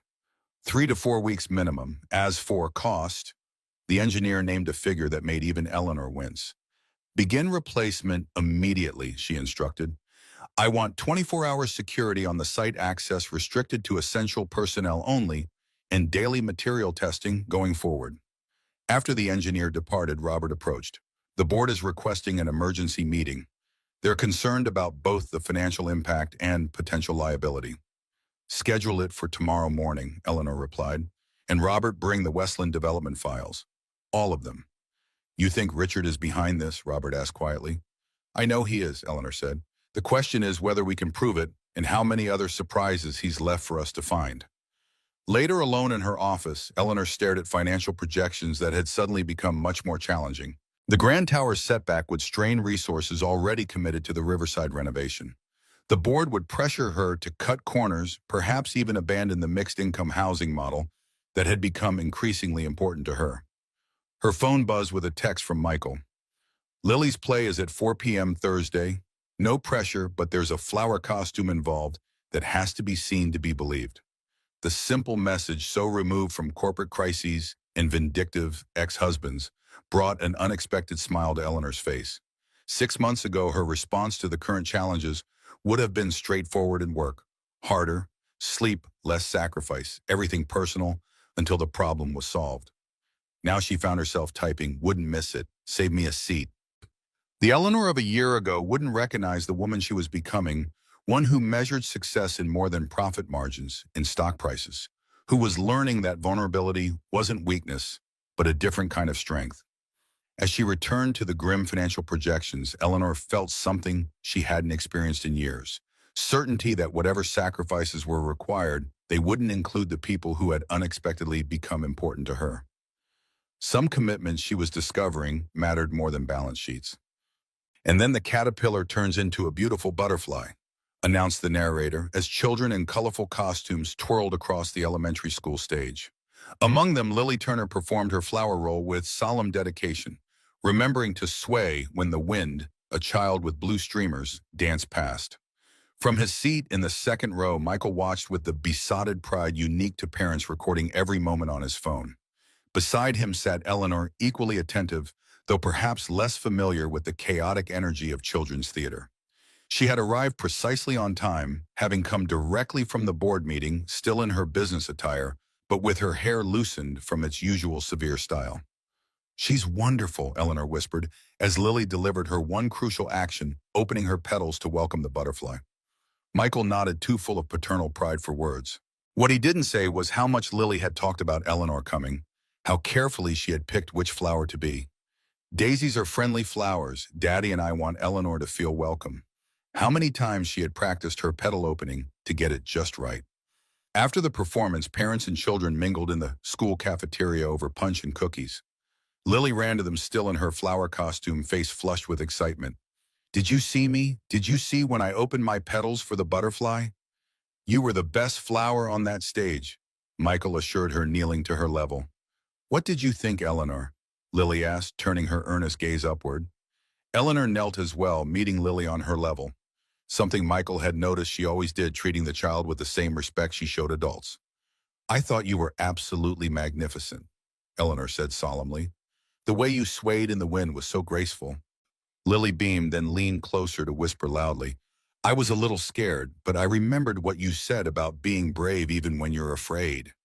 Michael glanced at Eleanor, surprised. She caught his look and explained, we had a conversation about courage when Lily was nervous about her doctor's appointment. Eleanor said brave people feel scared too. They just do the scary thing anyway, Lily elaborated. So I was a brave flower. The bravest, Eleanor agreed, her normally composed features softening with genuine affection. As Lily ran off to join her classmates, Michael and Eleanor stood, finding themselves unexpectedly close in the crowded cafeteria. Michael became acutely aware of Eleanor's presence, the subtle scent of her perfume, the way her professional facade had given way to something more authentic. Thank you for coming, he said. It meant a lot to her. To her, Eleanor asked quietly, her eyes meeting his with unexpected directness. The moment stretched between them, charged with unspoken possibilities. Then a teacher approached, breaking the connection. Mr. Turner, Lily's teacher, would like a while about the upcoming field trip. Michael nodded reluctantly, stepping away. I'll be right back. When he returned, Eleanor was engaged in conversation with Gloria, who had arrived late but insisted on seeing Lily's performance. The two women presented a study in contrast, Gloria in her practical sweater and sensible shoes, Eleanor in her tailored suit and heels, yet they spoke with the ease of mutual respect, if not quite friendship. Michael, Gloria greeted him. Eleanor was just telling me about the community garden being added to Riverside. My Frank would have loved that. He always wanted a place to grow tomatoes. We've allocated plots for each interested resident, Eleanor explained. The rooftop location gets excellent sun exposure. The casual way she included Gloria in the conversation, treating her input as valuable rather than perfunctory, was another example of how Eleanor had changed since their first meeting. The corporate armor was still there when needed, but it no longer defined her. As they prepared to leave Lily between them, clutching both their hands, Michael found himself studying Eleanor's profile. The woman who had once seemed solely focused on empire building now chatted easily with his daughter about flower varieties for the garden, her expression animated in a way he rarely saw in professional settings. Can Eleanor come for dinner, Daddy? Lily asked as they reached the parking lot. I want to show her my rock collection. I found 3 new special ones. Michael glanced at Eleanor, expecting a polite demurral, a meeting to attend, reports to review, some obligation of her high-powered life. Instead, she surprised him. I'd like that if it's not an imposition. Never, Michael said, simply realizing as he spoke that he meant it. Their evening unfolded with unexpected ease. Take-out Chinese food on Michael's small balcony, Lily's earnest presentation of rocks, with elaborate backstories, conversation that flowed naturally from work to more personal topics.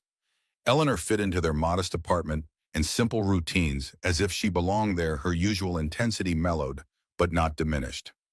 After Lily went to bed, they sat with coffee, the nighttime city spread before them, Grand Tower visible in the distance. How bad is it? Michael asked quietly. The board meeting about the foundation issues. Eleanor sighed, setting down her cup. They want to scale back the Riverside renovations. Reduce costs to offset the Grand Tower expenses. And you said that Riverside proceeds as planned, non-negotiable. Eleanor's tone held the steel that had built her company. We'll find the money elsewhere. Michael studied her in the dim light. Why is this project so important to you, really? Eleanor was silent for a long moment, gathering thoughts rarely articulated. When I started Palmer Holdings, I had this vision of creating spaces that improved lives, buildings that weren't just profitable but meaningful. Somewhere along the way, particularly after the divorce, that vision narrowed to proving I could succeed on traditional metrics. She looked toward Grand Tower, its skeletal outline illuminated against the night sky. Riverside is a return to that original vision, a chance to build something that matters beyond the bottom line. Her candor touched something in Michael. And Richard's sabotage is being handled, Eleanor assured him, though tension tightened her features. We've traced the substandard materials to a supplier with connections to Westland. It's not enough for legal action yet, but we're building a case. Michael reached across the small table, covering her hand with his. You don't have to fight this alone, you know. Eleanor looked at their joined hands, then met his gaze with unexpected vulnerability. I've been fighting alone for so long, I'm not sure I remember how to do it any other way. Maybe it's time to learn, Michael suggested softly. The moment balanced on a knife's edge of possibility. Then Eleanor's phone shattered the silence with an urgent ring. She checked the screen, her expression immediately shifting to alarm. I have to take this. It's security at Grand Tower. The call was brief, but clearly disturbing. When she hung up, Eleanor was already gathering her things, CEO mask firmly back in place. There's been a break-in at the site, she explained tersely. The new foundation materials have been compromised. I need to go. Michael stood. I'm coming with you. Michael, this isn't your problem. It became my problem the moment it started affecting you, he interrupted quietly. Let me call Gloria to stay with Lily. We'll take my truck. Something in his tone, not asking permission but stating intention, seemed to penetrate Eleanor's crisis mode.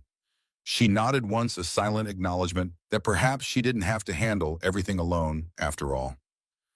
The Grand Tower site was awash in harsh security lights and police activity. Yellow tape cordoned off areas and forensics teams worked methodically among the foundation structures. Eleanor moved through the chaos with focused efficiency, conferring with security personnel and site managers. Michael followed his construction experience, giving him immediate insight into the situation. Someone had systematically sabotaged the newly delivered foundation materials, not damaging them, obviously, but subtly altering their composition in ways that would have been catastrophic if undetected. The security cameras were disabled for exactly 12 minutes, the head of security explained. Professional job. Eleanor's face remained impassive, but Michael saw the slight tremor in her hands, not fear but carefully controlled fury. Ms. Palmer, called a detective approaching with a small evidence bag. We found this near the compromised materials. Inside the bag was a small gold cufflink, monogrammed with the initials RM. Eleanor stared at it, her composure faltering momentarily. Richards, she confirmed. He always was too arrogant to cover his tracks completely. It could be planted, Michael pointed out, to make it obvious. Perhaps, Eleanor acknowledged, but it's his style to make sure I know it's him while maintaining plausible deniability. The detective took detailed notes before moving on, leaving Eleanor and Michael momentarily alone amid the bustle of investigation. This isn't just business anymore, Michael said quietly. This is dangerous, Eleanor. He could have killed people if this hadn't been caught. I know. Her voice was steady, but her eyes revealed the weight of responsibility. The police are involved now. We have evidence, witnesses. Will it be enough? Eleanor's silence was answer enough.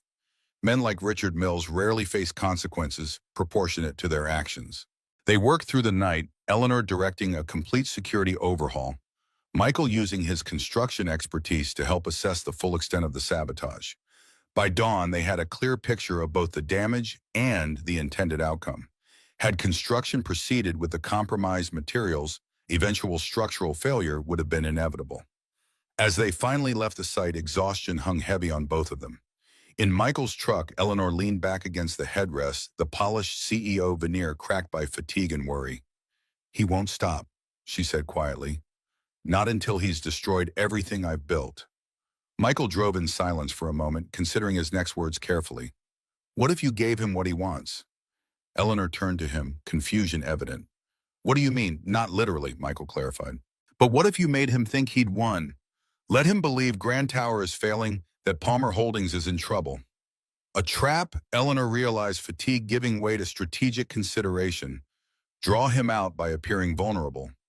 Exactly, Michael confirmed. He's been operating from the shadows. Force him into the open. Eleanor was silent for several minutes, mind working through scenarios and contingencies. It could work, she finally said, but it would be risky. Palmer Holdings stock would take a hit. Investors would panic. Is catching Richard worth that? It's not just about catching him, Eleanor replied. It's about ending this so I can focus on what matters. The simple statement hung between them, laden with meaning beyond the immediate crisis. What mattered to Eleanor Palmer was evolving from pure business success to something more nuanced, more personal. I'll help, Michael offered simply. Whatever you need. Eleanor studied his profile in the early morning light, this man who had pulled her from wreckage, both literal and metaphorical. Why, she asked softly. This isn't your fight. Michael pulled the truck to a stop outside Eleanor's building. Because some things are worth fighting for, he said, echoing words she had spoken weeks earlier about Riverside. Some people are worth fighting for. The air between them charged with unspoken feelings, with possibilities neither had fully acknowledged. Eleanor reached across the console, her hand finding his. Thank you, she said, the simple words carrying a depth of meaning beyond their syllables. As she exited the truck, Eleanor paused. Michael, bring Lily to my place for dinner tomorrow. I think we all need something normal after this. Normal. Such a simple concept, yet one that had been absent from Eleanor's life for longer than she cared to admit. The realization that she now associated normalcy with Michael and Lily was both surprising and somehow inevitable.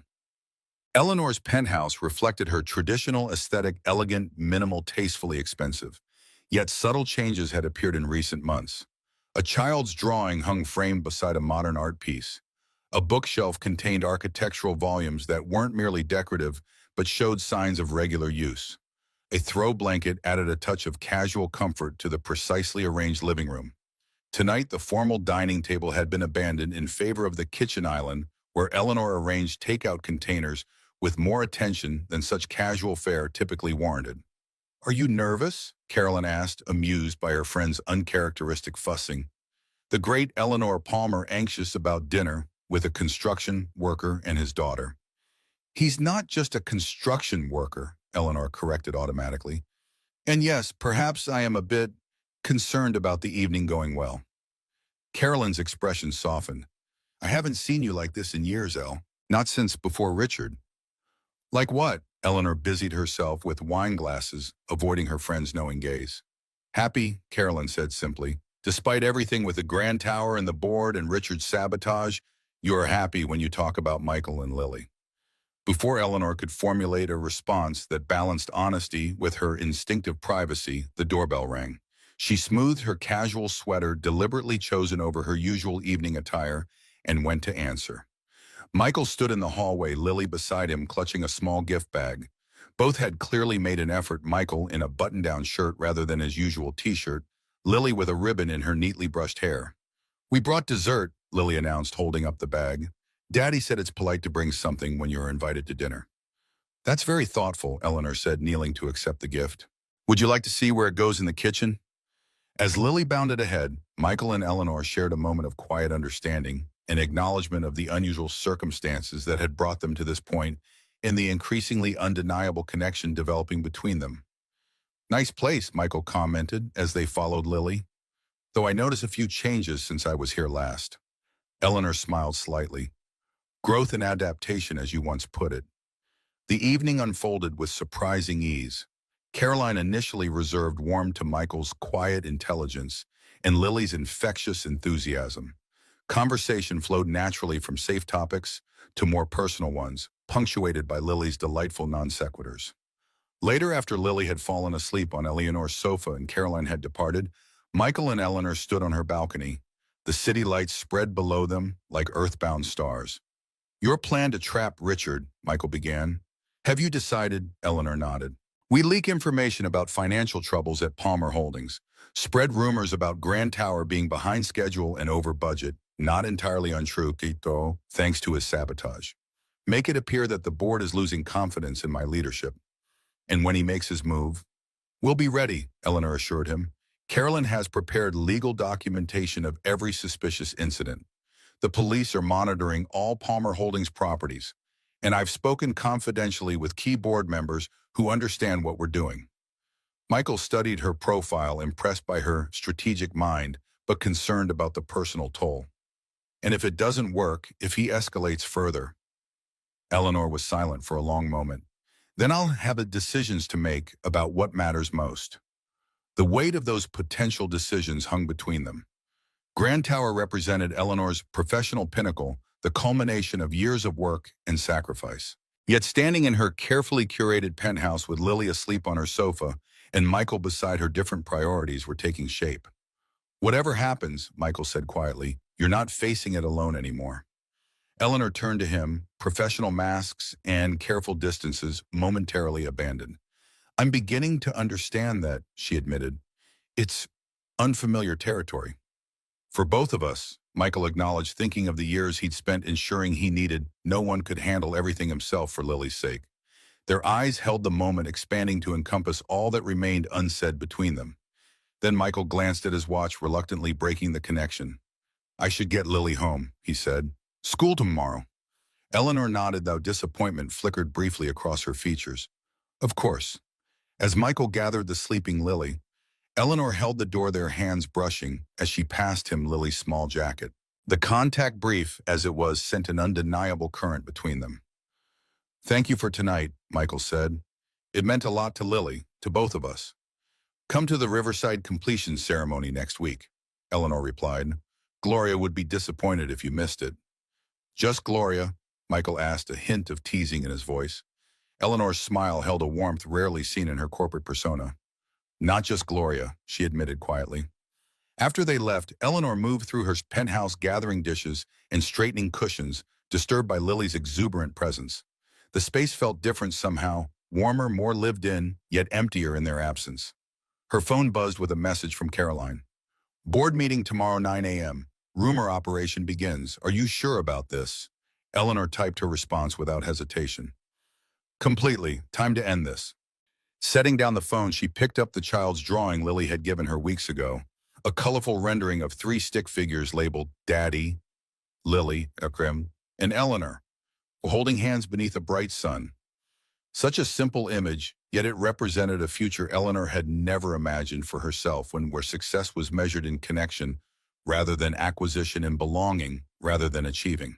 Whatever came next with Richard, with Grand Tower, with Palmer Holdings itself, this, she was beginning to understand, was what truly mattered. The Riverside completion ceremony was designed as a community celebration rather than a corporate event. The renovated courtyard hosted tables of food, a small local band, and residents of all ages mingling with obvious pleasure in their transformed home. Michael stood with Gloria watching Eleanor chat easily with an elderly couple who had lived in Riverside for 40 years. Gone was the formal CEO attire, replaced by casual elegance that allowed her to move comfortably among the residents without creating distance. She's done good here, Gloria admitted, surveying the improvements with approval. Never thought I'd say that about a developer, but credit where it's due. She fought for this project, Michael confirmed. Even when the board wanted to cut funding after the Grand Tower issues, Gloria's shrewd eyes missed nothing. And she's fighting for you and Lily too, isn't she? Before Michael could respond, Lily ran up, face painted with a butterfly design. Daddy, Eleanor said we can plant sunflowers in the community garden, really tall ones. Did she now? Michael smiled at his daughter's excitement. Well, if Eleanor said so, I guess we're growing sunflowers. She's over there, Lily pointed, talking to the important people. The important people were actually city council members whose support had been crucial for the project's zoning approvals. Eleanor stood among them, gracious but clearly in command of the conversation. Go tell Eleanor we need to discuss these sunflower plans, Michael suggested to Lily. I'll be right here with Mrs. Jenkins. As Lily skipped away, Gloria gave Michael a knowing look. That woman has changed since she met you two, she observed. Less corporate robot, more actual human. She was always human, Michael corrected gently, just had different priorities. And now, Michael watched as Eleanor knelt to listen intently to Lily's sunflower vision, giving the child her complete attention despite the hovering council members. Now I think she's remembering what matters beyond balance sheets. And you, Gloria pressed, what matters to you beyond Lily? The direct question caught Michael off guard. Since Catherine left, he had focused exclusively on providing stability for Lily, setting aside personal desires and ambitions as luxuries he couldn't afford. Before he could formulate a response, a commotion near the entrance drew their attention. Richard Mills had arrived, his expensive suit and arrogant bearing immediately setting him apart from the Riverside residents. Eleanor straightened instinctively, placing Lily slightly behind her as she spotted her ex-husband. Her expression shifted from warm engagement to cool professionalism in an instant. Michael moved quickly to join them, positioning himself beside Eleanor as Richard approached. Eleanor, Richard greeted with false warmth. What a charming little project. His gaze swept dismissively over the renovated courtyard before settling on Michael and Lily with obvious curiosity. Richard, Eleanor acknowledged coolly, this is a private community event. I don't recall sending you an invitation. The financial pages extended the invitation. Richard replied, his smile not reaching his eyes. Palmer Holdings stock down 12%, Grand Tower behind schedule. Board members expressing concerns about leadership.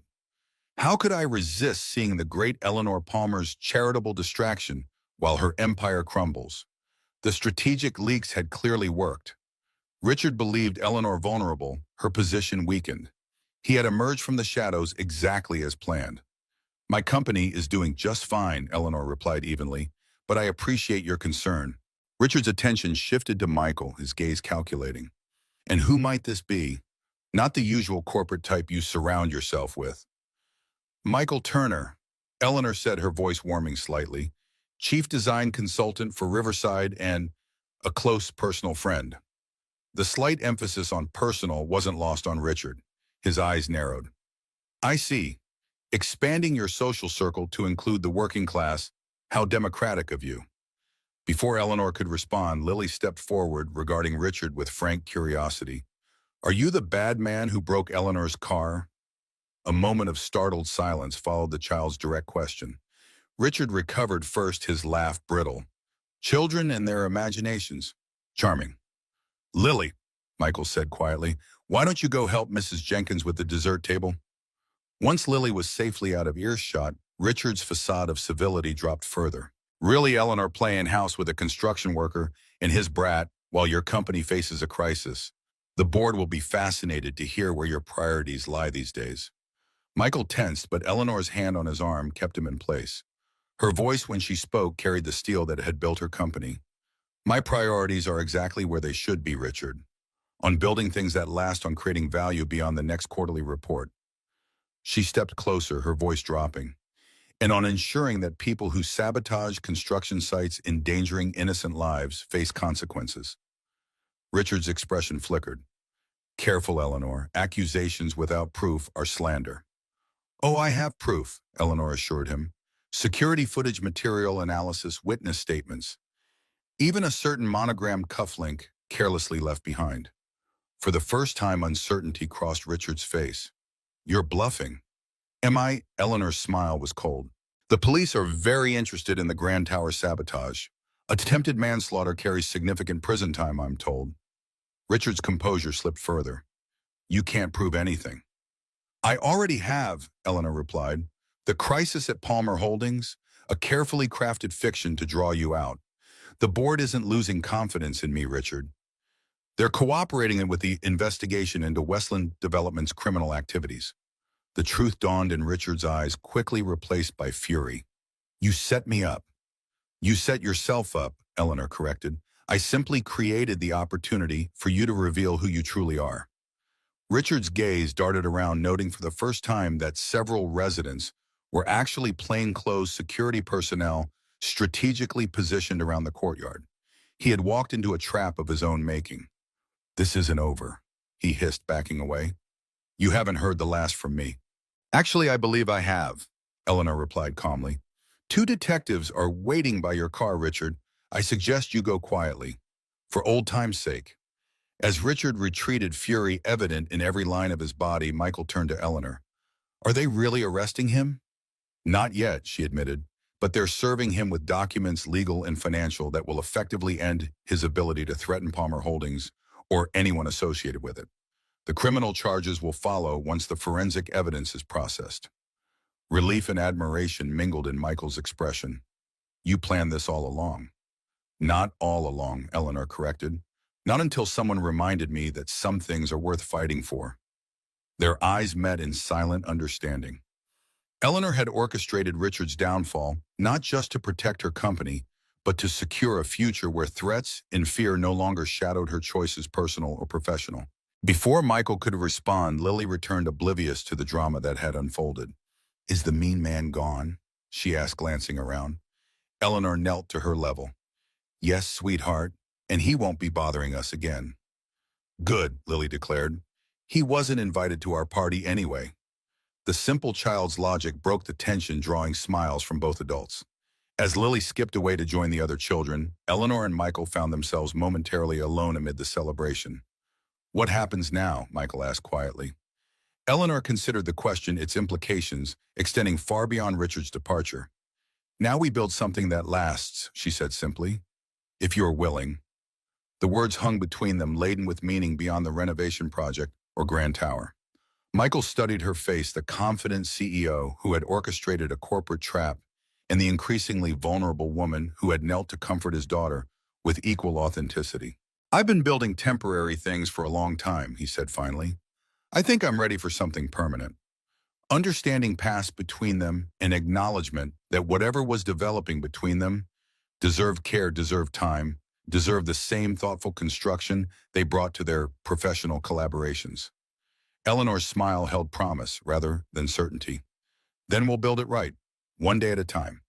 As they rejoined the celebration, moving among the residents whose lives had been improved by their combined efforts, Eleanor found herself surrounded by the evidence of what she and Michael had already created together, A community renewed a vision, realized a future taking shape that honored both their pasts while creating something entirely new.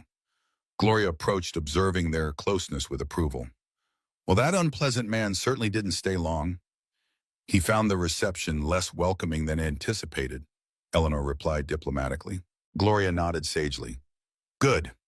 Now you two should know I volunteered to watch Lily overnight next weekend. My granddaughter's visiting, and they get along like a house on fire. Michael raised an eyebrow at the transparent matchmaking. Gloria, don't Gloria me, Michael Turner, the older woman interrupted. I've watched you two dancing around each other for months. At my age, you learn not to waste time when something good is right in front of you. With that parting wisdom, she moved away, leaving Michael and Eleanor in amused silence. She's not subtle, Michael observed. But she's not wrong, Eleanor replied softly. Before Michael could respond, they were drawn back into the celebration, residents wanting to express gratitude, children eager to show off the new playground, community leaders discussing future collaborations. Yet throughout the evening, they remained connected by shared glances, brief touches, the invisible thread that had been strengthening since that first moment of rescue. Later, as twilight descended and the gathering began to disperse, they stood at the edge of the newly planted community garden. Tiny seedlings just beginning their journey toward growth lined neatly prepared beds. 6 months ago, I wouldn't have believed any of this was possible, Eleanor admitted, gesturing to encompass not just the garden, but the entire transformed community, and perhaps the transformation in herself as well. What changed? Michael asked, though he suspected he knew the answer. Eleanor turned to him, the corporate armor completely absent, revealing the woman who had always existed beneath the CEO title. I did, she said simply, with some help. Michael's hand found hers, their fingers intertwining naturally. We all need help sometimes, he said. Even self-sufficient construction workers and powerful CEOs. Especially them, Eleanor agreed with a smile. As the last rays of sunlight gilded the renovated riverside facade, they stood together amid new beginnings, seeds in soil communities, renewed possibilities unfolding. What had started with a simple act of rescue had evolved into something neither could have anticipated, but both now recognized as invaluable. Not a transaction or an obligation, but a choice. A foundation being laid with care, designed to support whatever they might build together in the days to come. Across the courtyard, Lily waved enthusiastically, beckoning them to join her and Gloria for the ceremonial cake cutting. As they moved toward the child, Michael's anchor. Eleanor's unexpected joy, the future stretched before them, not as separate paths, but as a shared journey. Some rescues, it seemed, worked in both directions, and some foundations, once properly laid, could support something far more enduring than towers of steel and glass. They could support a life rebuilt from the ground up, stronger for having been broken, more beautiful for having been carefully reconstructed piece by meaningful piece.